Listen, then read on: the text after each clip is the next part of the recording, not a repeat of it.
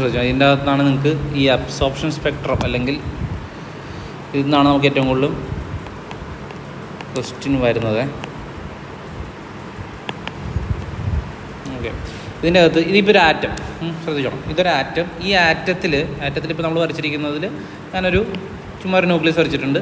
അതിൽ ഒരു 4 ഷെല്ല് വരച്ചിട്ടുണ്ട്. അപ്പം നമ്മൾ ഈ പറയുന്ന കാര്യത്തിൽ നമ്മൾ ഷെൽ നമ്പർ, അതായത് ഇപ്പം നിങ്ങൾ കെ ഷെല്ല്, എൽ ഷെൽ എന്നൊക്കെ പറഞ്ഞൊരു അറ്റോമിക് സ്ട്രക്ചർ പഠിച്ചിട്ടുണ്ടാകും. അപ്പോൾ ഷെൽ നമ്പറും പിന്നെ നമ്പർ ഓഫ് ഓർബിറ്റലല്ല, നമ്പർ ഓഫ് ഓർബിറ്റ്, അതേപോലെ തന്നെ പ്രിൻസിപ്പൽ ക്വാണ്ടം നമ്പർ, ഇത് മൂന്നും ഒരേ ആൾക്കാരാണ്, അത് ഓർത്തോണം. ഓക്കെ, ഷെൽ നമ്പർ, അതേപോലെ തന്നെ നമ്പർ ഓഫ് ഓർബിറ്റ് എത്ര എന്ന് പറയുന്നത്, അതായത് എത്രാമത്തെ ഓർബിറ്റ് എന്ന് പറയുന്നത്, അതേപോലെ പ്രിൻസിപ്പൽ ക്വാണ്ടം നമ്പർ, ഇവന്മാരെല്ലാവരും എന്ത് തന്നെയാണ്, ഒന്ന് തന്നെയാണ്. ഈ പ്രിൻസിപ്പൽ ക്വാണ്ടം നമ്പർ നിങ്ങൾ എവിടെയാണ് എഴുതിയിട്ടുള്ളത് ഓർമ്മയാണ്. നിങ്ങൾ ഇലക്ട്രോണിക് കോൺഫിഗറേഷൻസ് പഠിക്കുമ്പോഴേക്കും ഇപ്പോൾ 1s2 2s2 3p6 എന്നൊക്കെ പറഞ്ഞ് പറയുമ്പോഴേക്കും ഈ സാധനമാണ് അവിടുത്തെ പ്രിൻസിപ്പൽ ക്വാണ്ടം നമ്പർ ആയിട്ട് എടുക്കുന്നത്. ഇതാണ് ഷെൽ നമ്പർ അല്ലെങ്കിൽ ഓർബിറ്റിൻ്റെ നമ്പർ. ഇത് നമ്മളിപ്പം നിങ്ങൾ അറ്റോമിക് സ്ട്രക്ചർ നന്നായിട്ട് പഠിച്ചിട്ടുണ്ടെങ്കിൽ നിങ്ങൾക്ക് അറിയാൻ പറ്റും. അതായത് ഒരു ഇലക്ട്രോൺ ഇരിക്കുന്നത് ആക്ച്വലി സർക്കുലർ ഓർബിറ്റിലല്ല. ഇപ്പോൾ ബോർ മോഡൽ എടുത്താലും റുദർഫോർഡ് പറഞ്ഞത് സർക്കുലർ ഓർബിറ്റാന്ന് പറഞ്ഞു. ഈ ബോർ മോഡലിലേക്ക് വന്നപ്പോഴും ബോറും പറഞ്ഞത് ആക്ച്വലി സർക്കുലർ ഓർബിറ്റിൽ തന്നെയാണ് പറഞ്ഞത് ഏറെക്കുറെ. പക്ഷേ അതിൻ്റെ അകത്ത് പുള്ളി ഒരു ഡെഫിനിറ്റ് കണ്ടീഷൻ പറഞ്ഞായിരുന്നു. എന്താണെന്ന് ഓർമ്മയുണ്ടോ? അങ്ങനെ സർക്കുലർ ഓർബിറ്റിൽ കറങ്ങുന്നുണ്ടെങ്കിൽ അവർക്കൊരു ഡെഫിനിറ്റ് ആംഗുലാർ മൊമെൻറ്റം വേണം. ആ ആംഗുലാർ മൊമെൻറ്റം എന്നത് MVR = എന്തിന് ഈക്വൽ ആയിരിക്കണം എന്ന് പറഞ്ഞായിരുന്നു? NH/2π ഈക്വൽ ആയിരിക്കണം. അല്ലെങ്കിൽ ആ കറങ്ങുന്ന ഓർബിറ്റിൻ്റെ ആംഗുലാർ മൊമെൻറ്റം h/2π ഈക്വൽ ആണെങ്കിൽ മാത്രമേ, അങ്ങനെ കണ്ടീഷൻ അവർ സാറ്റിസ്ഫൈ ചെയ്താൽ മാത്രമേ എന്ത് സംഭവിക്കുള്ളൂ, അങ്ങനെ കറങ്ങാൻ പറ്റുള്ളൂ എന്നാണ് പറഞ്ഞത്. പക്ഷേ ഇവർ ആക്ച്വലി എങ്ങനെയല്ല, ഇങ്ങനെ സർക്കുലർ ഓർബിറ്റ് അല്ല കേട്ടോ കറങ്ങുന്നത്. ഇവർക്ക് മറ്റെന്താണ് DNF ഓരോ ഷേപ്പ് അങ്ങനെ കുറേ സംഭവമാണ്. ആക്ച്വലി ഇത് ഭയങ്കര കോംപ്ലിക്കേറ്റഡ് ആണ് സബ്ജക്റ്റ്. ഈ ക്വാണ്ടം മെക്കാനിക്സ് എന്ന് പറയുന്ന സാധനം നമുക്ക് ഇൻട്രസ്റ്റോടെ പഠിക്കണമെങ്കിൽ ഭയങ്കര രസമാണ്. അതായത് ഇപ്പോൾ ഞങ്ങളൊക്കെ ഡിഗ്രിക്ക് പഠിക്കുന്ന സമയത്ത് തേർഡ് ഇയർ ഒക്കെ ആക്ച്വലി ഇത് സബ്ജക്റ്റ് ഉണ്ട്. തേർഡ് ഇയർ വരുമ്പോഴാണ് ഡിഗ്രിക്ക് ഫിസിക്സിനകത്ത് ഈ ക്വാണ്ടം മെക്കാനിക്സ് വരുന്നത്. പക്ഷേ ഞങ്ങൾ പഠിപ്പിച്ചത് മൊത്തം കാണപ്പെടെ പഠിപ്പിച്ചു. അതായത് ടീച്ചേഴ്സിന് കാണപ്പെടെ അറിയുള്ളൂ. ഇതിൻ്റെ കൺസെപ്റ്റ് എന്ന് വെച്ച് കഴിഞ്ഞാൽ ലോജിക്കലല്ല, ഇല്ലോജിക്കലാണ്. ഇപ്പം ഈ കേസിൽ ഇപ്പം നമ്മൾ പറയുന്നത് ഇവിടുത്തെ ഇങ്ങനെ കടന്ന് കറങ്ങുന്നു, ഇവർ കടന്ന് കറങ്ങുമ്പോഴേക്കും ഇവർ തമ്മിൽ എന്ത് ഫോഴ്സ് ഉണ്ടെന്ന് പറഞ്ഞായിരുന്നു നമ്മൾ, ഇലക്ട്രോസ്റ്റാറ്റിക് ഫോഴ്സ് ഉണ്ട്. അപ്പോൾ അതാണ് ഇവിടുത്തെ സെൻട്രിപിറ്റൽ ഫോഴ്സ് പ്രൊവൈഡ് ചെയ്യുന്നൊക്കെ പറഞ്ഞിട്ട് നമുക്ക് എഴുതാം. 12mv² = 1/4π0 എന്നൊക്കെ നമ്മൾ എഴുതില്ലേ. പക്ഷേ അത് ലോജിക്കാണ്, നമുക്ക് ആലോചിച്ചാൽ കിട്ടും, അല്ലെങ്കിൽ നമുക്ക് ആലോചിക്കാൻ മനസ്സിലാവും ശരിയാണല്ലോ എന്ന് മനസ്സിലാവും. പക്ഷേ ഈ ക്വാണ്ടം മെക്കാനിക്സ്, അതേപോലെ തിയറി ഓഫ് റിലേറ്റിവിറ്റി, അങ്ങനെ കുറേ സാധനങ്ങളുണ്ട്. ഇതൊക്കെ വരുമ്പോഴേക്കും നമ്മുടെ ഔട്ട് ഓഫ് ലോജിക്കാണ് ഈ സാധനങ്ങളെല്ലാം. നമ്മളൊക്കെ അതെങ്ങനെ ശരിയാവും എന്ന് വിചാരിക്കും. അപ്പോൾ അതിൻ്റെ അകത്തൊരു എക്സാമ്പിളാണ് നിങ്ങൾ ഈ ഷോഡിഞ്ചർ ക്യാറ്റിനെ കുറിച്ച് കേട്ടിട്ടുണ്ടോ? ഷോഡിഞ്ചർ ക്യാറ്റ് എന്ന് പറഞ്ഞ സംഭവം. അപ്പോൾ അതിൻ്റെ അകത്തൊക്കെ പറയുന്നുണ്ട് പൂച്ച മരിക്കാനും മരിക്കാതിരിക്കാനും ചാൻസ് ഉണ്ടെന്ന് പറയും. അതൊരു പോസിബിലിറ്റിയാണ്, മനസ്സിലായോ? അതായത് എന്താ ഈ അത് റേഡിയോ ആക്റ്റീവുള്ള സംഭവം നമ്മളിങ്ങനെ ഒരു ബോക്സിനകത്ത് വെക്കും. ആ ബോക്സിൻ്റെ അകത്തൊരു പൂച്ചയുണ്ടാവും. അതാണ് ഈ ഷോഡിഞ്ചർ ക്യാറ്റ് എന്ന് പറയുന്നത്. എന്ന് പറയുമ്പോൾ ഒരു പൂച്ചയുണ്ടാവും, അതിൻ്റെ അകത്ത് വന്നിട്ട് ഒരു റേഡിയോ ആക്റ്റീവുള്ള സംഭവം ഉണ്ടാവും. അതിന് ആ റേഡിയോ ആക്റ്റീവിറ്റിയുടെ അടുത്തായിട്ട് ഒരു വിഷം വെച്ചിരിക്കുന്ന ഒരു സംഭവം ഉണ്ടാവും. അപ്പോൾ ഈ സാധനം ഡീകേ ചെയ്യുന്നതിനനുസരിച്ച് ഈ വിഷം ആക്ടിവിറ്റി ആവുമോ, അങ്ങനെ എന്തൊരു സംഭവമാണ്. അപ്പോൾ നമ്മൾ ഈ ബോക്സിനെ അടച്ചിട്ട് നമ്മൾ കുറച്ച് കഴിഞ്ഞ് നോക്കുമ്പോഴേക്കും ഈ പൂച്ച ജീവിച്ചിരിക്കാതിരിക്കാം. ചിലപ്പോൾ മരിച്ചിട്ടുണ്ടാവും, ചിലപ്പോൾ മരിച്ചിട്ടുണ്ടാകത്തില്ല, ഉറപ്പുണ്ടാകത്തില്ല. 50-50 ചാൻസാണ്. അപ്പോൾ ആ ഒരു ചാൻസിനെയാണ് നമ്മൾ ഷോഡിഞ്ചർ ക്യാറ്റ് എന്ന് പറഞ്ഞ് ഉപയോഗിച്ച് അങ്ങനെ കുറേ സംഭവങ്ങൾ പറയുന്നത്. ഭയങ്കര കോംപ്ലിക്കേറ്റഡ് ആണ് സംഭവം. പക്ഷേ കുറേയൊക്കെ നമ്മൾ മനസ്സിലാക്കി പഠിച്ചു കഴിയുമ്പോൾ രസവുമാണ്, മനസ്സിലായോ? അപ്പം അതിൽ നിന്നാണ് ആക്ച്വലി ഈ ഇലക്ട്രോണിൻ്റെ ഈ എവിടെയാണ് ഇലക്ട്രോൺ ഉണ്ടാകുന്നത് എന്ന് പറയുന്നത്. അപ്പം ഇലക്ട്രോണിൻ്റെ കൃത്യം പൊസിഷൻസ് നമുക്ക് പറയാൻ പറ്റില്ല, നമുക്ക് കൃത്യമായിട്ട് പറയാൻ പറ്റത്തില്ല. ന്യൂക്ലിയസിൻ്റെ ചുറ്റിനും ഇന്ന സമയത്ത് ഇന്ന സ്ഥലത്ത് ഇലക്ട്രോൺ ഉണ്ടാകുമെന്ന് പറയാൻ പറ്റത്തില്ല. അതൊരു പോസിബിലിറ്റിയാണ്, പ്രോബിലിറ്റി. അതിൽ പ്രോബിലിറ്റി കർവ് അങ്ങനെ കുറേ സംഭവങ്ങളൊക്കെ ഉണ്ട്. നമുക്ക് അത്രയൊന്നും വേണ്ട. പക്ഷേ സപ്പോസ് നമുക്ക് മോഡേൺ ഫിസിക്സ് പഠിക്കാൻ താല്പര്യം ഉണ്ടെങ്കിൽ ഭയങ്കര സൂപ്പറാണ്. നമുക്ക് പഠിച്ച് വരുമ്പോഴേക്കും ഭ്രാന്താവും, അത് വേറെ സംഭവം. പക്ഷേ രസമാണ്, പഠിച്ച് പോവാം. ഇത് വെച്ചിട്ടാണ് ആക്ച്വലി നമ്മളുടെ ഈ ക്വാണ്ടം മെക്കാനിക്സ് വെച്ചിട്ടാണ് നമ്മൾ ഈ ഫോണൊക്കെ വർക്ക് ചെയ്യുന്നില്ലേ. നമ്മുടെ ഫോൺ വർക്ക് ചെയ്യുന്നതിൻ്റെ അകത്ത് ഒരുപാട് സാധനങ്ങൾ സെമി കണ്ടക്ടേഴ്സാണ്. നമുക്ക് ഒരു ചാപ്റ്റർ ഉണ്ട് സെമി കണ്ടക്ടർ എന്ന് പറഞ്ഞിട്ട്. ആ സെമി കണ്ടക്ടർ വർക്ക് ചെയ്യുന്നതെല്ലാം ഈ ക്വാണ്ടം മെക്കാനിക്സ് വെച്ചിട്ടാണ്. അപ്പോൾ ഒന്ന് ആലോചിക്കുക, നമ്മൾ ചിന്തിക്കുമ്പോൾ ലോജിക്കൽ അല്ലാന്ന് തോന്നുന്നൊരു സാധനം, ലോജിക്കലെല്ലാം തോന്നുന്നൊരു തിയറിയാണ്. പക്ഷേ ആ തിയറി വെച്ചിട്ടാണ് ഒരുപാട് കാര്യങ്ങൾ പ്രവർത്തിക്കുന്നത്, മനസ്സിലായോ? ഈ ക്വാണ്ടം മെക്കാനിക്സ് എന്ന് പറയുന്നത് എങ്ങനെയാണ്, അതിന് പ്രൂഫില്ല, അത് ശരിയാണോ അങ്ങനെയില്ല. പക്ഷേ അത് വർക്ക് ചെയ്യുന്നുണ്ട്, അങ്ങനെയാണ് നമ്മൾ പഠിക്കുന്നത്. പക്ഷേ നമ്മളിപ്പോൾ ഈ പഠിക്കുന്ന തിയറി അല്ല, ഇതിനെ നമ്മൾ വിളിക്കുന്നത് ക്ലാസിക്കൽ മെക്കാനിക്സ് എന്നാണ് പറയുന്നത്. കൂടുതൽ ഫിസിക്സ്, ഇത് മോഡേൺ ഫിസിക്സ് ആണ് കേട്ടോ. ഈ ക്ലാസിക്കൽ മെക്കാനിക്സ് എല്ലാം പക്ക ലോജിക്കൽ ബേസ്ഡ് ആയിട്ടുള്ള ഫിസിക്സ് ആണ് പഠിക്കുന്നത്. അപ്പോൾ ഇവിടെ നമ്മൾ പറയാൻ പോകുന്നത് ഓക്കെ, നമ്മളിപ്പോൾ ഈ പറയുന്ന എല്ലാ അസംഷൻസ് ആണ്. ഇവന്മാർ സർക്കുലർ ഓർബിറ്റിൽ കറങ്ങുന്നു അങ്ങനെയൊക്കെ പറയുന്നത് കൂടുതലും അസംഷൻസ് ആണ് പറയുന്നത്. പക്ഷേ ഈ അസംഷൻസിൽ നിന്നാണ് നമ്മൾ കുറേ കീ ഫീച്ചേഴ്സിലേക്ക് എത്തിയിട്ടുള്ളത്. ഓക്കെ, അപ്പോൾ ഇവിടെ ഞാനിപ്പോൾ ഒരു ആറ്റം എടുത്തു. ഈ ആറ്റത്തിന് ഞാനൊരു എന്താ പറയുക, ഞാനൊരു ലൈറ്റോ അങ്ങനെ എന്തെങ്കിലും റേഡിയേഷൻ കൊടുത്തിട്ട് അവന് എനർജി കൊടുത്തെന്ന് വിചാരിക്കും. അപ്പോൾ എനർജി കൊടുക്കുമ്പോഴേക്കും ഇതിലൂടെ സംഭവിക്കുന്നത്, ഇവിടെ ഇരിക്കുന്ന ഒരു ഇലക്ട്രോൺ, അതായത് ഇപ്പം ഫസ്റ്റ് ഓർബിറ്റിൽ ഇരിക്കുന്ന ഒരു ഇലക്ട്രോൺ നേരെ ചാടി സെക്കൻഡ് ഓർബിറ്റിൽ പോയെന്ന് വിചാരിക്കുക. അപ്പോൾ നമ്മൾ നേരത്തെ ഈ ഇലക്ട്രോണുകളുടെ എനർജിനെ കുറിച്ച് പറഞ്ഞിട്ടുണ്ട്. ഫസ്റ്റ് ഓർബിറ്റിൽ ഇപ്പം ഇതൊരു ഹൈഡ്രജൻ ആറ്റം ആണെന്ന് വിചാരിക്കുക. അപ്പോൾ Z എത്രയാണ്? 1 ആണ് അല്ലേ? അങ്ങനെ വരുമ്പോഴേക്കും ഫസ്റ്റ് ഓർബിറ്റിലുള്ള എനർജി എത്രയായിരിക്കും? അതിൻ്റെ എനർജി എത്രയായിരിക്കും? ഫസ്റ്റ് ഓർബിറ്റിൽ ടോട്ടൽ എനർജി എത്രയായിരിക്കും? -13.6 ആയിരിക്കും. -13.6 ഇലക്ട്രോൺ വോൾട്ട് ആയിരിക്കും അല്ലേ? പിന്നെ സെക്കൻഡ് വരുമ്പോൾ എത്രയായിരിക്കും? എന്താണ് കാണാൻ പറ്റും? കാണാമല്ലോ. സെക്കൻഡ് വരുമ്പോഴേക്കും -3.4 ഇലക്ട്രോൺ വോൾട്ട് ആയിരിക്കും. തേർഡിൽ വരുമ്പോഴേക്കും എന്താണ്? -1.81 ഇലക്ട്രോൺ വോൾട്ട് ആയിരിക്കും. പിന്നെ എത്രയാണ്? -0.84 അങ്ങനെ എന്തോ അല്ലേ? അങ്ങനെ ആയിരിക്കും. അപ്പോൾ ഇതിൻ്റെ അകത്ത് എല്ലാത്തിൻ്റെ അകത്തും ഒരു ഡെഫിനിറ്റ് എനർജിയിലാണ് ആരിയിരിക്കുന്നത്? ഈ ഇലക്ട്രോൺസ് ഇരിക്കുന്നത്. ഇതിനിടയിൽ ഇപ്പം ഞാൻ നേരത്തെ പറഞ്ഞ പോലെ ഈ -13.6 ഇലക്ട്രോൺ വോൾട്ട് എന്നൊരു എനർജി, ഇതിൻ്റെ ഇടയ്ക്ക് ഇപ്പോൾ ഒരു 10 ഇലക്ട്രോൺ വോൾട്ട് എനർജി വന്നെന്ന് വിചാരിക്കുക. അപ്പം 13.6 -13.6ൻ്റെയും -3.4ൻ്റെ ഇടയിലാണല്ലോ 10 ഇലക്ട്രോൺ വോൾട്ട്.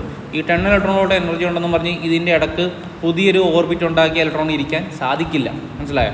അവർക്ക് ഇത്രയും എനർജി ഉണ്ടെങ്കിൽ ഇത്രയും എനർജിയൊക്കെ പോസിബിൾ ആയിട്ട് ഇവരുടെ നടുക്ക് ഇരിക്കാൻ പറ്റുള്ളൂ. അപ്പോൾ അതൊരു ഡെഫിനിറ്റ് പാത്താണ്. ഞാൻ അന്ന് പറഞ്ഞ പോലെ നമ്മളൊരു ഒരു വീട് മേടിക്കാൻ പോകുന്നു അല്ലേ? ഒരു ഫ്ലാറ്റിൽ നമ്മളൊരു വീട് മേടിക്കാൻ പോകുമ്പോഴേക്കും അവിടെ പല നിലകളുണ്ടാവും, പല വിലയുടെ നിലകളുണ്ടാവും. അപ്പോൾ ഇതിപ്പോൾ ഒരു 5 lakh 10 lakh 15 lakh അങ്ങനെ വരുമ്പോഴേക്കും എനിക്ക് 6 ലക്ഷം രൂപയുണ്ടെന്ന് പറഞ്ഞ് ഇതിൻ്റെ നടുക്കൊരു നില പണിയാൻ പറഞ്ഞാൽ അവർ സമ്മതിക്കും? ചെയ്യത്തില്ല. അപ്പോൾ അതേപോലെ ഡെഫിനിറ്റ് എനർജിയിലേ എല്ലാവർക്കും ഇരിക്കാൻ പറ്റുള്ളൂ. അപ്പോൾ ഇവിടെ സംഭവിക്കുന്നതെന്ന് പറഞ്ഞാൽ ഞാൻ നേരത്തെ പറഞ്ഞ പോലെ നമ്മളൊരു എനർജി കൊടുക്കുന്നു. ഇപ്പോൾ ഇലക്ട്രോൺ നേരെ ചാടിയോടെ പോയിരിക്കുന്നു, സെക്കൻഡ് ഓർബിറ്റിൽ പോയിരുന്നു വിചാരിക്കുക, രണ്ടാമത്തെ ഓർബിറ്റിൽ പോയിരിക്കുകയാണ്. അപ്പം ചാടണമെങ്കിൽ ഓർമ്മ വേണം, ഇത്രയും എനർജിയിൽ നിന്ന് ഇത്രയും എനർജി കിട്ടിയാൽ മാത്രമേ അവൻ എവിടെ പോവുള്ളൂ? മേളിൽ പോയിരിക്കുകയുള്ളൂ, അല്ലാതെ പോയിരിക്കാൻ സാധിക്കില്ല. അങ്ങനെ മേളിൽ പോയിരിക്കുന്ന ഒരു സാധനത്തിന് നമ്മൾ എനർജി കട്ട് ചെയ്യുന്നു വിചാരിക്കും. അപ്പോൾ നമ്മളൊരു എനർജി ആദ്യം കൊടുക്കുന്നു. അപ്പോൾ അവൻ എന്ത് ചെയ്തു? ഫസ്റ്റ് ഓർബിറ്റിൽ നിന്ന് സെക്കൻഡ് ഓർബിറ്റിൽ പോയിരുന്നു. അപ്പോൾ അവൻ സമാധാനമായിട്ട് ഇത്രയും എനർജി കിട്ടി, അവൻ അവിടെ ഇരിക്കുകയാണ്. അപ്പോഴാണ് അവിടുത്തെ എനർജി നമ്മൾ കട്ട് ചെയ്യുന്നത്. അപ്പോൾ അവൻ എന്ത് ചെയ്യും? അവൻ നേരെ തിരിച്ചിങ്ങോട്ട് വരാൻ ശ്രമിക്കും. തിരിച്ചിങ്ങോട്ട് വരാൻ ശ്രമിക്കുമ്പോഴേക്കും ഒന്ന് ആലോചിക്കുക, ഇവിടെ 3.4 ഇലക്ട്രോൺ വോൾട്ട് എനർജിയാണ് ഇവനുള്ളത്. അപ്പോൾ ഇവന് ഇവിടെ തിരിച്ചു വരണമെന്നുണ്ടെങ്കിൽ ഇവിടെ വന്നിരിക്കാൻ എത്ര എനർജിയുടെ ആവശ്യം ഉണ്ടോ ഇല്ലയോ? മേളിരിക്കുവാണ്, സെക്കൻഡ് ഓർബിറ്റിൽ ഇരിക്കുവാണ്. സെക്കൻഡ് ഓർബിറ്റിൽ നിന്ന് ഫസ്റ്റിലേക്ക് വരുമ്പോൾ അവിടെ ഇരിക്കാൻ ഇത്ര എനർജിയുടെ ആവശ്യം ഉണ്ടോ? ഇല്ല. അവൻ എത്രയും മതി? -13.6 ഇലക്ട്രോൺ വോൾട്ട് എനർജി മതി അല്ലേ? അപ്പോൾ അവൻ എത്ര ഉണ്ടായിരുന്നു?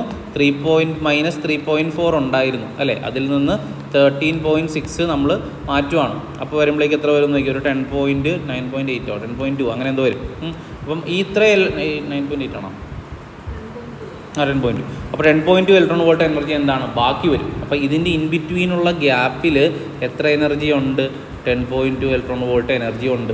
ഇതിനെ ഈ എനർജി റേഡിയേഷൻസ് ആയിട്ട് പുറത്തേക്ക് വരും. മനസ്സിലായി? റേഡിയേഷൻസ് ആയിട്ട് പുറത്തേക്ക് വരും. അതായത് ഫോട്ടോണിൻ്റെ രൂപത്തിൽ പുറത്തേക്ക് വരും. ഈ എനർജി നമുക്ക് കണ്ടുപിടിക്കാൻ സാധിക്കും. എനർജി എങ്ങനെ കണ്ടുപിടിക്കാൻ സാധിക്കും? നമുക്ക് എനർജിയുടെ ഇക്വേഷൻ അറിയാം. എനർജി E = എന്താണ്? hν ആണ് അല്ലേ? അപ്പോൾ ഒരു ഫോട്ടോൺ ആകുമ്പോഴേക്കും അവൻ്റെ എനർജി നമുക്ക് കണ്ടുപിടിക്കാമെങ്കിൽ അവൻ്റെ ഫ്രീക്വൻസി കണ്ടുപിടിക്കാം അല്ലേ? അവൻ്റെ വേവ് ലെങ്ത്തും കണ്ടുപിടിക്കാം. കാരണം എന്താ? ν = c/λ ആണ്, hc/λ ആണ്. നമുക്ക് ലാംഡ കിട്ടിക്കഴിഞ്ഞാൽ ഈ പുറത്തേക്ക് വരുന്ന എനർജി ഏത് സ്ഥലത്താണുള്ളതെന്ന് നമുക്ക് പ്രെഡിക്റ്റ് ചെയ്യാൻ പറ്റും അല്ലേ? കാരണം എന്താ? നമുക്ക് അറ്റോമിക് സ്പെക്ട്രം അറിയാം അല്ലേ? ആ സ്പെക്ട്രം വെച്ചിട്ട് നമ്മൾ ഇലക്ട്രോമാഗ്നറ്റിക് സ്പെക്ട്രത്തിൽ നിന്ന് നമുക്കറിയാം. ഇപ്പം ഇൻഫ്രാറെഡ് ഇവിടെയാണ്, വിബ്ജിയോർ ഇവിടെയാണ്, അൾട്രാ വയലറ്റ് ഇവിടെയാണ്, മൈക്രോവേവ് ഇവിടെയാണ്, റേഡിയോ ഇവിടെയാണെന്നൊക്കെ അറിയാം. ഇവരെ നമ്മൾ തരംതിരിച്ചിരിക്കുന്ന എന്തിൻ്റെ ബേസിസിലാണ്? ലാംഡയുടെ ബേസിസിലല്ലേ? അപ്പോൾ നമുക്ക് എനർജിയിൽ നിന്ന് നമുക്ക് എന്ത് കണ്ടുപിടിക്കാം? ലാംഡ കണ്ടുപിടിക്കാം. ലാംഡ കിട്ടിക്കഴിഞ്ഞാൽ നമുക്ക് ഇവൻ എവിടെയാണ് വരുന്നത് കണ്ടുപിടിച്ചുകൂടെ? മനസ്സിലായി? അപ്പോൾ നമുക്ക് അങ്ങനെ ഈ ഇലക്ട്രോണിനെ എക്സൈറ്റ് ചെയ്തിട്ട് നമുക്ക് എന്ത് കണ്ടുപിടിക്കാൻ പറ്റും? ലാംഡ കണ്ടുപിടിക്കാൻ പറ്റും. അപ്പോൾ അതിനൊരു ഇക്വേഷൻ ഉണ്ട്, അത് ആദ്യം നമുക്ക് എഴുതാം. അതിൻ്റെ അകത്ത് വരുമ്പോഴേക്കും എനർജി ഓഫ് എ ഫോട്ടോൺ എന്ന് പറയുമ്പോൾ E ആണെന്ന് വിചാരിക്കാം. ഓക്കെ, അതിൽ നിന്ന് to find wavelength lambda. അപ്പോൾ നമ്മുടെ ഇക്വേഷൻ എന്ത് വരും? E is equal to H nu which is equal to H C by ലാംഡയാണ്. ഓക്കെ, അപ്പോൾ ഇതിൻ്റെ അകത്ത് നമുക്ക് ഈ ലാംഡ കണ്ടുപിടിക്കണമെന്ന് വിചാരിക്കും. അപ്പോൾ ലാംഡ ഇസ് ഈക്വൽ എന്ത് വരും? ഈ താഴത്തേക്ക് പോകും അല്ലേ. അപ്പോൾ എന്ത് വരും? എച്ച് സി ബൈ ഇ എന്ന് വരും അല്ലേ. ഇത് നമുക്ക് കണ്ടുപിടിക്കാനായിട്ട് ഒരു ഷോർട്ട് കട്ട് ഉണ്ട്. പക്ഷേ ഫസ്റ്റ് ഓഫ് ഓൾ നമുക്ക് ഇത് കണ്ടുപിടിക്കണമെന്ന് വിചാരിക്കും. ഇപ്പോൾ നിങ്ങൾക്ക് ഇലക്ട്രോൺ വോൾട്ടിൽ ഒരു എനർജി തന്നിട്ടുണ്ടെന്ന് കരുതുക. ഓക്കെ, അപ്പോൾ നിങ്ങളോട് പറയുകയാണെങ്കിൽ ലാംഡ കണ്ടുപിടിക്കൂ എന്ന് പറയുമ്പോഴേക്കും നമ്മൾ സ്വാഭാവികമായിട്ട് എന്ത് ചെയ്യും? നമ്മൾ എച്ചിൻ്റെ വാല്യൂ ആദ്യം ഇട്ട് കൊടുക്കും അല്ലേ. എച്ചിൻ്റെ വാല്യൂ എത്രയാണ്? 6.6 × 10⁻⁻⁴. സിയുടെ വാല്യൂ എത്രയാണ്? 3 × 10⁻⁸ ഡിവൈഡഡ് ബൈ ചിലപ്പോൾ ജൂളിലായിരിക്കും എനർജി തരുന്നത്. ഇപ്പോൾ ഞാൻ നിങ്ങൾക്ക് തരുന്നു ഒരു 1.6 ഇലക്ട്രോൺ വോൾട്ട് എന്ന് പറഞ്ഞ് തരുന്നത് വിചാരിക്കുക അല്ല, 1.6 ജൂൾ എന്ന് പറഞ്ഞതെന്ന് വിചാരിച്ചാൽ അപ്പോഴേക്കും അവനെ നമ്മൾ കൺവേർട്ട് ചെയ്യണം അല്ലേ. കൺവേർട്ട് ചെയ്യണമെന്നുണ്ടെങ്കിൽ അതിനെ ജൂൾ ഇലക്ട്രോൺ വോൾട്ടിനെ കൺവേർട്ട് ചെയ്യണം. എന്ത് ചെയ്യണം?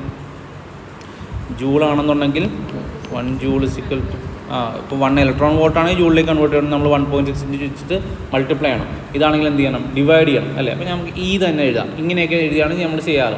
പക്ഷേ ഇതിന് ഷോർട്ട് കട്ട് ഉണ്ട്. ഒരു ഷോർട്ട് കട്ട് എന്ന് പറഞ്ഞാൽ നമുക്ക് ലാംഡ സപ്പോസ് ആംസ്ട്രത്തിൽ കണ്ടുപിടിക്കണമെന്ന് വിചാരിക്കുക എങ്കിൽ ഈ എച്ച് സി ബൈ ലാംഡ അതിൽ എച്ച് സിയുടെ വാല്യൂ മാറ്റിയിട്ട് 12375 എന്നൊരു നമ്പർ എഴുതാം. 12375 അതായത് എച്ച് സി ഇത് രണ്ടും കൂടെ മൾട്ടിപ്ലൈ ചെയ്യുകയും ഇവിടെ നമ്മൾ ജൂളിൽ പകരം ഇലക്ട്രോൺ വോൾട്ടിലാണ് എനർജി തരുന്നതെന്ന് വിചാരിക്കുക. അല്ലെങ്കിൽ ഇലക്ട്രോൺ വോൾട്ടാണ് തരുന്നതെങ്കിൽ നമ്മൾ ഈ നമ്പർ എഴുതുക 12375 എന്ന നമ്പർ എഴുതുക ഡിവൈഡഡ് ബൈ എനർജി ചെയ്താൽ മതി. അത് ആ എനർജി ഇലക്ട്രോൺ വോൾട്ടിലായിരിക്കും. ജൂളിലാണ് തരുന്നതെങ്കിൽ അതിനെ കൺവേർട്ട് ചെയ്യണം. ഇതാണ് ഒന്നിട്ട് പറഞ്ഞുതരാം. അതായത് ജൂളിൽ തരുന്നത് വിചാരിക്കും. ഇപ്പം 1 ജൂൾ എന്ന് പറഞ്ഞാണ് എനർജി തരുന്നതെങ്കിൽ അതിനെ കൺവേർട്ട് ചെയ്യണം. അതിനെ എന്തിലേക്ക് കൺവേർട്ട് ചെയ്യണം? ഇലക്ട്രോൺ വോൾട്ടിലേക്ക് കൺവേർട്ട് ചെയ്യണം. എങ്ങനെ കൺവേർട്ട് ചെയ്യും? 1/1.6 × 10⁻⁻⁹ ചെയ്യണം. ജൂളിലാണ് തരുന്നതെങ്കിൽ ഓക്കെ, ജൂളിലാണ് തരുന്നതെങ്കിൽ അതിനെ ഇലക്ട്രോൺ വോൾട്ടിലേക്ക് കൺവേർട്ട് ചെയ്തിട്ട് ഇത് ചെയ്യണം. ഞാൻ നേരത്തെ പറഞ്ഞില്ല, ഇപ്പോൾ ഒരു മിസ്റ്റേക്ക് ഉണ്ട്. അതായത് എന്ത് ചെയ്യേണ്ട? ഇലക്ട്രോൺ വോൾട്ടിലാണെങ്കിൽ കൺവേർട്ട് ചെയ്യേണ്ട, ജൂളിലാണ് തരുന്നതെങ്കിലാണ് കൺവേർട്ട് ചെയ്യേണ്ടത്. ജൂളിൽ എനർജി തന്നാൽ ഈ ഫോമിലയിലേക്ക് കിട്ടണമെന്നുണ്ടെങ്കിൽ നമ്മൾ അതിനെ കൺവേർട്ട് ചെയ്തിട്ടേ ചെയ്യാവുള്ളൂ. ഏത് ഫോമിലേക്ക്?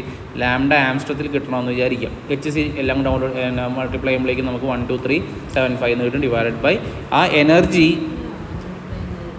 അല്ല ഇത് മൾട്ടിപ്ലൈ ചെയ്ത് വരുമ്പോഴേക്കും ഈ ഒരു വാല്യൂ വരും. ഇത് മൾട്ടിപ്ലൈ ചെയ്യുമ്പോൾ ജൂളിൽ തരുമ്പോഴാണ്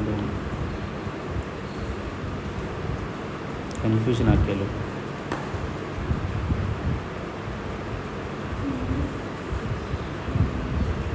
ഇതിങ്ങനെ നോക്കിയാൽ മതി. ഇലക്ട്രോൺ വോൾട്ടിലാണ് നിങ്ങൾക്ക് എനർജി തരുന്നതെങ്കിൽ നമുക്ക് ഏത് ഫോമിൽ യൂസ് ചെയ്യാം? ഈ സാധനം യൂസ് ചെയ്യാം. ഏത്? 12375 ഡിവൈഡഡ് ബൈ എനർജി. അതിൽ എനർജി എന്തിലായിരിക്കണം? ഇലക്ട്രോൺ വോൾട്ടിലായിരിക്കണം. മനസ്സിലായോ? ഇലക്ട്രോൺ വോൾട്ടിൽ തന്നു കഴിഞ്ഞാൽ നമുക്ക് ലാംഡ കണ്ടുപിടിക്കാൻ എന്ത് യൂസ് ചെയ്താൽ മതി? Lambda is equal to 12375 divided by energy E. Okay, അപ്പോൾ എന്ത് കിട്ടാനുള്ള ഇക്വേഷനാണ്? ലാംഡ എന്ന വേവ് ലെങ്ത് കിട്ടാൻ വേണ്ടിയിട്ടാണ് കേട്ടോ. വേവ് ലെങ്ത് കണ്ടുപിടിക്കാനുണ്ട്. അപ്പോൾ നമുക്കൊരു എനർജി തരുന്നു, ഒരു ഫോട്ടോണിൻ്റെ എനർജി തന്നു കഴിഞ്ഞാൽ നമുക്ക് എന്ത് കണ്ടുപിടിക്കാം? ഈ ഫോട്ടോൺ ഇവിടുന്ന് താഴത്തേക്ക് ചാടുമ്പോഴേക്കും അത് എന്ത് കൈൻഡ് ഓഫ് റേഡിയേഷനാണ് പുറത്തേക്ക് കൊണ്ടുവരുന്നതെന്ന് എങ്ങനെ കണ്ടുപിടിക്കാം? ലാംഡ കണ്ടുപിടിച്ചാൽ മതി അല്ലേ. ലാംഡയുടെ വാല്യൂ ഇപ്പം 400 നാനോമീറ്ററിനും അല്ലെങ്കിൽ 4000 ആംസ്ട്രത്തിനും 8000 ആംസ്ട്രത്തിനും ഇടയിലാണെങ്കിൽ അത് എങ്ങനത്തെ എന്തായിരിക്കും? മീൻസ് റേഡിയേഷൻ ആയിരിക്കും. അത് വിസിബിൾ സ്പെക്ട്രമായിരിക്കും, നമുക്ക് കാണാൻ പറ്റുന്നതായിരിക്കും. കാരണം ഈ വിബ്ജിയോർ വരുന്നത് 4000-നും 8000 ആംസ്ട്രത്തിനും ഇടയ്ക്കാണ്. നാനോമീറ്ററിൽ പറയുമ്പോൾ 400 നാനോമീറ്ററിനും 800 നാനോമീറ്ററിനും ഇടയിലാണ് നമ്മളുടെ കളേഴ്സ് വരുന്നത്. കളേഴ്സിനല്ലേ നമുക്ക് കാണാൻ പറ്റുള്ളൂ അല്ലേ. അപ്പോൾ സപ്പോസ് ഇവിടെ ഞാനിപ്പോൾ പറയുന്നു ഈ തേർഡിൽ നിന്ന് ഫസ്റ്റിലേക്ക് ഒരു ഇലക്ട്രോൺ ചാടി. ആ ഇലക്ട്രോണിൻ്റെ ഇടയിൽ ഇത്രയും എനർജി ഡിഫറൻസ് ഉണ്ടായിരുന്നു. അങ്ങനെ എനർജി ഡിഫറൻസ് വന്നപ്പോഴേക്കും ഇതിൽ നിന്ന് കുറേ ഫോട്ടോൺസ് പുറത്തേക്ക് വന്നു. ആ ഫോട്ടോൺസിൻ്റെ ലാംഡ ഞാൻ കാൽക്കുലേറ്റ് ചെയ്തു. എങ്ങനെ? എനർജിയിൽ നിന്ന് ഞാൻ ലാംഡ കാൽക്കുലേറ്റ് ചെയ്തു. അപ്പോൾ ലാംഡ കാൽക്കുലേറ്റ് ചെയ്തപ്പോഴേക്കും എനിക്ക് കിട്ടിയത് ഒരു 500 നാനോമീറ്റർ ആണ് എന്ന് പറഞ്ഞാൽ അതിൻ്റെ അർത്ഥം എന്താ? ഇതിൽ നിന്ന് പുറത്തേക്ക് വരുന്ന ലൈറ്റ് നമുക്ക് കാണാൻ സാധിക്കും. മനസ്സിലായി? അതാണ് അതിൽ നിന്ന് ഉദ്ദേശിക്കുന്നത്. അപ്പോൾ നമുക്ക് എന്ത് കണ്ടുപിടിക്കാൻ വരും? ഇതുപോലെ ലാംഡ കണ്ടുപിടിക്കാൻ വരും. അപ്പോൾ സപ്പോസ് ഇങ്ങനെ പറയുന്നു, ഒരു ഇലക്ട്രോൺ എക്സൈറ്റ് ചെയ്തു, തിരിച്ചു വന്നു, അങ്ങനെ വന്നു എങ്കിൽ ലാംഡ കണ്ടുപിടിക്കും എന്ന് പറഞ്ഞാൽ നമ്മൾ എന്ത് യൂസ് ചെയ്താൽ മതി? ഈ ഇക്വേഷൻസ് യൂസ് ചെയ്താൽ മതി. ഓക്കെ, ഇതിൽ വേറൊരു സംഭവം എന്ന് പറഞ്ഞാൽ, വേറൊരു ട്വിസ്റ്റ് വന്നു പറഞ്ഞു കഴിഞ്ഞാൽ, ഇവിടെ ഇതൊരു കണ്ടിന്യൂസ് സ്പെക്ട്രം ആണോ അല്ലയോ എന്നാണ് ഞാൻ പറഞ്ഞത്. ഇങ്ങനെ വരുന്നത് കണ്ടിന്യൂസ് സ്പെക്ട്രം ആണെന്നാണ് പറഞ്ഞത്, ഡിസ്കണ്ടിന്യൂസ് സ്പെക്ട്രം ആണെന്നാണ് പറഞ്ഞത്. ഇതൊരു ഡിസ്കണ്ടിന്യൂസ് സ്പെക്ട്രം ആണെന്നാണ് പറഞ്ഞത്. കാരണം എന്താണെന്ന് ഓർക്കണം. അതായത് ഇവിടെ ഇപ്പോൾ ഒന്ന് ആലോചിച്ച് നോക്കിയടാ, ഇതിപ്പോൾ 3.4 ഇലക്ട്രോൺ വോൾട്ട് സെക്കൻഡ് ഷെല്ലിൽ നിന്ന് ഫസ്റ്റ് ഷെല്ലിലേക്ക് ഒരു ഇലക്ട്രോൺ ചാടിയെന്ന് കരുതുക. സെക്കൻഡ് ഷെല്ലിൽ നിന്ന് ഫസ്റ്റ് ഷെല്ലിലേക്ക് ഇലക്ട്രോൺ ചാടിയുമ്പോഴേക്കും അവിടെ ഉണ്ടാകുന്ന ഡിഫറൻസ് എത്രയാണ്? 10.2 ഇലക്ട്രോൺ വോൾട്ടാണ്. ഓക്കെ, ഇനി ഇതേപോലെ ഈ തേർഡ് ഷെല്ലിൽ നിന്ന് ഫസ്റ്റ് ഷെല്ലിലേക്ക് ചാടിയെന്ന് വിചാരിക്കാം. ഓക്കെ, അപ്പോൾ അവിടെ ഉണ്ടാകുന്ന വ്യത്യാസം എന്ന് പറഞ്ഞാൽ ഏറെക്കുറെ എത്രയാണ്? ഒരു 12 ഇലക്ട്രോൺ വോൾട്ട് പോലായിരിക്കും വ്യത്യാസം വരുന്നത് അല്ലേ. അപ്പോൾ ആദ്യം ഉണ്ടായത് 10.2 ഇലക്ട്രോൺ വോൾട്ടാണ്. ഇതിൽ നിന്നുണ്ടായ വേവ് ലെങ്ത് എന്ന് പറയുമ്പോഴേക്കും ഒരു 100 നാനോമീറ്റർ ആണെന്ന് വിചാരിക്കും. ചുമ്മാ എക്സാമ്പിൾ പറയുകയാണ് 100 നാനോമീറ്റർ ആണെന്ന് വിചാരിക്കുക. ഇനി ഇവിടുന്ന് ഇങ്ങോട്ട് വരുമ്പോഴേക്ക് എനർജി കൂടി അല്ലേ, എനർജി ഡിഫറൻസ് കൂടിയില്ലേ ഇവിടുന്ന് ഇങ്ങോട്ട് വരുമ്പോൾ. അപ്പോൾ എനർജി കൂടിയാൽ ലാംഡ കൂടുകയോ കുറയോ? എനർജി കൂടിയാൽ ലാംഡ കൂടുകയോ കുറയോ? ലാംഡ കുറയും. അപ്പോൾ ഇത് ചിലപ്പോൾ 100 നാനോമീറ്റർ ഇവിടെ കിട്ടിയെങ്കിൽ ഇത് ചിലപ്പോൾ കിട്ടുന്നത് ഒരു 70 നാനോമീറ്റർ ആയിരിക്കും. അപ്പോൾ നോക്കിയേ, ഇത് 70, ഇത് 100, ഇതിൻ്റെ ഇടയിൽ 30 ഡിഫറൻസ് ഉണ്ട്. പക്ഷേ ആ 30 ഇതിൻ്റെ ഇടയിൽ ഉണ്ടോ? ഇല്ല, അങ്ങനെ വരുന്നില്ല. അപ്പോൾ ഇത് ഇപ്പം 70 നാനോമീറ്റർ കിട്ടി. അപ്പോൾ ഞാൻ പറയുന്നു ഇത് റെഡ് കളറായിരുന്നു, ഇത് കിട്ടിയത് അല്ല ഇത് റെഡ് ആണ്, ഇത് വയലറ്റ് കളറായിരുന്നു, ഇത് റെഡ് കളറായിരുന്നു. ഇൻ ബിറ്റ്വീൻ കുറേ കളേഴ്സ് ഇല്ലേ, ആ സാധനം എല്ലാം മിസ്സിങ് ആയില്ലേ. അപ്പോൾ കണ്ടിന്യൂസ് സ്പെക്ട്രം ആയിരുന്നെങ്കിൽ നമുക്ക് ഈ കളർ എല്ലാം കാണാൻ പറ്റിയേനെ, മനസ്സിലായോ? പക്ഷെ നമുക്കിവിടെ കാണുന്ന വെറും 2 കളേഴ്സ് മാത്രമേ കാണുന്നുള്ളൂ. അങ്ങനെ വരുമ്പോഴേക്കും നമുക്ക് മനസ്സിലായി അപ്പോൾ ഇടയിലുള്ള ആൾക്കാരൊക്കെ എവിടെ പോയി? ആൾക്കാർ പോയി. അപ്പോൾ അവരുടേതായിട്ടുള്ള അല്ലെങ്കിൽ ആ കളേഴ്സ് കാണാനുള്ള എനർജി ഇൻ ബിറ്റ്വീൻ ഇല്ല എന്ന് മനസ്സിലായി. അങ്ങനെ വന്നപ്പോഴാണ് ഇതിന് നമ്മൾ എന്തെന്ന് വിളിക്കുന്നത്? ഒരു ഡിസ്കണ്ടിന്യൂസ് സ്പെക്ട്രം എന്ന് വിളിച്ചത്. കണ്ടിന്യൂസ് സ്പെക്ട്രം എന്ന് പറഞ്ഞാൽ എല്ലാവരും ഉണ്ടാവണം, മനസ്സിലായോ? ഓരോ വേവ് ലെങ്ത്തും അതിൻ്റെ തന്നെ. അപ്പോൾ 700 നാനോമീറ്റർ ആണെങ്കിൽ അടുത്ത എത്രയായിരിക്കണം? 701 കളർ നമുക്ക് കാണാൻ പറ്റണം, മനസ്സിലായി? അടുത്തത് 702 വേവ് ലെങ്ത്തുള്ള കളർ നമുക്ക് കാണാൻ പറ്റണം. അടുത്തത് 703 ലാംഡ എന്ന വേവ് ലെങ്ത്തുള്ള കളർ നമുക്ക് കാണാൻ പറ്റണം. പക്ഷേ ഇവിടെ അങ്ങനെയല്ല. ഒരു സ്പെക്ട്രം, അറ്റോമിക് സ്പെക്ട്രം എടുക്കുമ്പോഴേക്കും ഇവിടെ കുറേ കളേഴ്സ് മിസ്സിംഗ് ആണ്. അപ്പോൾ നമുക്ക് മനസ്സിലായി അതൊരു കണ്ടിന്യൂസ് സ്പെക്ട്രം അല്ല, ഡിസ്കണ്ടിന്യൂസ് സ്പെക്ട്രം ആണ്. അതുകൊണ്ട് തന്നെ ഇവിടുത്തെ എനർജിയും കണ്ടിന്യൂസ് അല്ല എന്ന് മനസ്സിലായി. അപ്പോൾ ഒന്ന് ആലോചിക്കുക, നമ്മൾ ആക്ച്വലി ആദ്യം എനർജി കണ്ടുപിടിച്ചു അല്ലേ? ആദ്യം നമ്മൾ ഇക്വേഷൻ വെച്ചിട്ട് എനർജി അല്ലേ കണ്ടുപിടിച്ചു. റേഡിയസ് വെലോസിറ്റി കണ്ടുപിടിച്ചു, കൂടെ നമ്മൾ എന്ത് കണ്ടുപിടിച്ചു? എനർജി കണ്ടുപിടിച്ചു. എനർജി കണ്ടുപിടിച്ച് കഴിഞ്ഞപ്പോഴേക്കും നമ്മൾ അതിൻ്റെ ഡിഫറൻസ് എടുത്തു. ആ ഡിഫറൻസിൽ നിന്ന് കിട്ടിയ എനർജി വെച്ച് നമ്മൾ ലാംഡ കണ്ടുപിടിച്ചു. അങ്ങനെ ഓരോന്നിൻ്റെയും ലാംഡ നമുക്ക് കണ്ടുപിടിക്കാം. സെക്കൻഡിൽ നിന്ന് ഫസ്റ്റിലേക്ക് വരുന്നത്, തേർഡിൽ നിന്ന് ഫസ്റ്റിലേക്ക് വരുന്നത്, തേർഡിൽ നിന്ന് സെക്കൻഡിലേക്ക് വരുന്നത്, ഫോർത്തിൽ നിന്ന് ഫസ്റ്റിലേക്ക് വരുന്നത്, അങ്ങനെ കണ്ടുപിടിക്കാം. അങ്ങനെ എനർജി ഡിഫറൻസ് കണ്ടുപിടിച്ചു, അതിൽ നിന്ന് ലാംഡ കണ്ടുപിടിച്ചു. അപ്പോൾ ലാംഡ കണ്ടുപിടിച്ച് വന്നപ്പോഴേക്കും നമുക്ക് മനസ്സിലായി ഈ എനർജി ഒന്നും അല്ല, എന്തല്ല, കാരണം കണ്ടിന്യൂസ് അല്ലെന്ന് മനസ്സിലായി. അപ്പോഴും നമുക്ക് കൺഫർമേഷൻ കിട്ടി ഈ എനർജീസ് ഡിസ്കണ്ടിന്യൂസ് ആണ്, ഇവന്മാർ കണ്ടിന്യൂസ് ആയിട്ടല്ല പോകുന്നത് എന്ന് മനസ്സിലായി. അപ്പോൾ അങ്ങനെ നമുക്ക് എന്ത് കണ്ടുപിടിച്ചെന്ന് പറഞ്ഞാൽ നമുക്ക് ലാംഡ കണ്ടുപിടിക്കാൻ സാധിച്ചു. ഒരു ഇലക്ട്രോൺ ചാടിപ്പുറത്ത് വരുമ്പോഴേക്കും അതിൽ നിന്ന് പുറത്തേക്ക് വരുന്ന റേഡിയേഷൻ്റെ എന്ത് കണ്ടുപിടിക്കാൻ പറ്റി? ലാംഡ കണ്ടുപിടിക്കാൻ പറ്റി. ഓക്കെ, ഇനിയുള്ളതെന്ന് പറഞ്ഞു കഴിഞ്ഞാൽ ഇതിൽ നിന്ന് നമ്മൾ അതായത് എക്സൈറ്റേഷൻ സ്റ്റേറ്റിൽ, അതായത് ഇപ്പം ഏറ്റവും മിനിമലിസ്റ്റിക് ആയിട്ട് വരുന്നത് ഫസ്റ്റ് ഓർബിറ്റല്ലേ? ഓക്കെ, ഈ 2ാമത്തെ ഓർബിറ്റിൽ നിന്ന് ഫസ്റ്റിലേക്ക് വരുന്നത്, 3ാമത്തെ ഓർബിറ്റിൽ നിന്ന് ഫസ്റ്റിലേക്ക് വരുന്നത്, 4ാമത്തെ ഓർബിറ്റിൽ നിന്ന് ഫസ്റ്റിലേക്ക് വരുന്നത്, അങ്ങനെ 5ാമത്തെ ഓർബിറ്റിൽ ഫസ്റ്റിലേക്ക് വരുന്നത്, എത്രാമത്തെ ഓർബിറ്റിൽ നിന്ന് ഫസ്റ്റിലേക്ക് വരുന്ന ഇലക്ട്രോൺസിനെല്ലാം ആ ഒരു ട്രാൻസിഷൻ നമ്മളൊരു പേര് കൊടുത്തു. അറിയാമോ എന്തുവാ? നിങ്ങൾ പഠിച്ചിട്ടുള്ളതാണ്. 1ാമത്തെ ഓർബിറ്റിലേക്ക് ഇലക്ട്രോൺ ചാടി 1ലേക്ക് വരുന്നത്. ഏതൊരു ഓർബിറ്റിൽ നിന്നും ഇലക്ട്രോൺ ചാടി 1ാമത്തെ ഓർബിറ്റിലേക്ക് വരുമെന്നുണ്ടെങ്കിൽ അതിനൊരു പേരുണ്ട്. നിങ്ങൾ പഠിച്ചിട്ടുള്ളതാണത്. കുറച്ച് സീരീസ് പഠിച്ചിട്ടുണ്ടാവും നിങ്ങൾ. എന്ത് പേര് പറഞ്ഞു? Lyman series, Balmer series, Paschen series എന്ന് പഠിച്ചിട്ടില്ലേ? അതെന്താ സംഭവം? അതിതാണ്.